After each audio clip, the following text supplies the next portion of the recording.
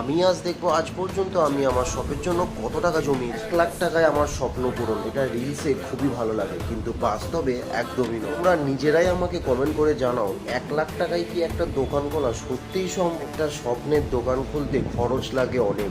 যেমন ধরো, আমার দোকান খুলতে আর্টিফিশিয়াল জুয়েলারি, কসমেটিক্স এই সমস্ত কিছু কিনতে প্রায় আমার 30-40 হাজার টাকার মতন খরচ পড়বে। তারপর থাকে দোকানের খরচা, দোকানের ডেকোরেশন, ইলেকট্রিকের কাজের পরেও আরও অনেক কিছু খরচা থাকে, যেমন যার দোকান তাকে কিছু অ্যাডভান্স দিতে লাগে। এই সমস্ত যদি মিলিয়ে দেখো তাহলে প্রায় 1.5 থেকে 2 লাখ টাকা খরচা পড়ে, যেটা এখন আমার কাছে অসম্ভব। আর থ্যাঙ্কস টু মাই ফ্যামিলি, আমার স্বপ্ন পূরণে সব থেকে বড় সাপোর্টার আমার ফ্যামিলি। ও আমার ভিডিও দেখা সবার সাপোর্ট ও ভালোবাসায় একদিন আমি ঠিকই সফল হব, আর সেই স্বপ্নটাই আমার মধ্যে তৈরি করছে সাহস।